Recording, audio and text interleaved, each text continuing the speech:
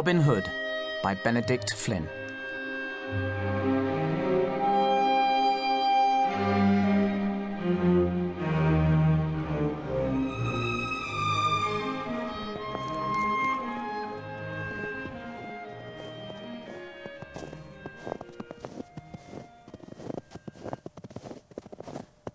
Late one night, a long time ago, before you were born, before your parents were born, a traveller made his way across a snow-covered field towards a great forest. The snow was deep. With every step he sank up to his thighs. He was oddly dressed for an English winter. Wrapped around his head was a length of cloth like a Saracen's turban, and his leggings were baggy and tied at the ankle. At his waist hung a curved and jewelled dagger.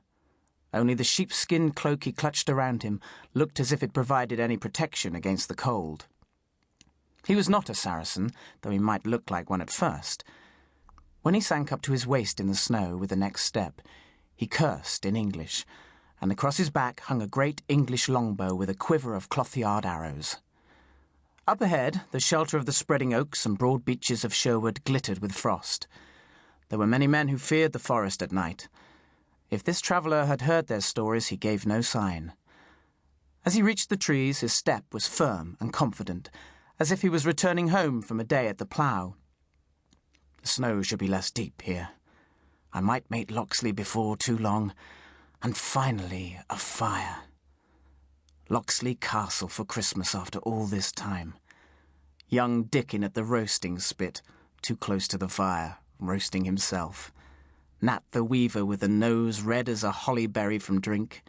The dogs, and my father laughing away with them all. Except this Christmas there will be me.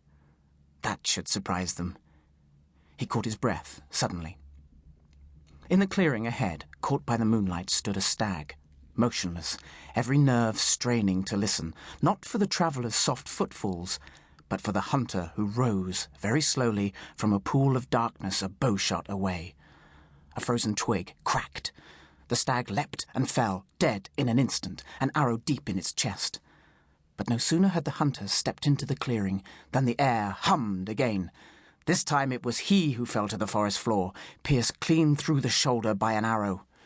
"You were warned, Walter," said a stocky man with a pointed face, emerging from the shadows, bow in hand. "The sheriff will have you on the end of a rope this time, and I'll be happy to watch you swing." The hunter coughed where he lay on the ground, and spat blood thick and black against the snow in the moonlight. "Curse you, Worman, you lick-spittled traitor! Would I kill the king's deer unless I had to? I have little ones starving as I lie here. For their sake, let me be." Worman appeared to think for a moment, and heaved a sigh. "Go on, then. Run," he said then. "It's Christmas after all, but don't let me catch you again." Walter struggled to his feet, muttering thanks and clutching at his shoulder. Then he was off through the trees. He had not gone far when Worman raised his bow and drew the string to his cheek. "Fool, Walter," he said. "What's Christmas got to do with it?" But before he could let fly, he gave a howl. There was an arrow through his hand. "Pull it out, Gilbert! Pull it out!" he shouted. Another man dashed out from the trees. He broke the head off and pulled it free. "Get after Walter! Get after him!" "Stay still, both of you, if you value your life. The next one kills," said a voice. They froze. Gilbert dropped his bow. "Who's that?" Worman shouted into the forest, searching the trees. "This is the sheriff's business. Who's there?" But there was no answer from the forest. No hidden bowman revealed himself, and it was a long time before they dared move.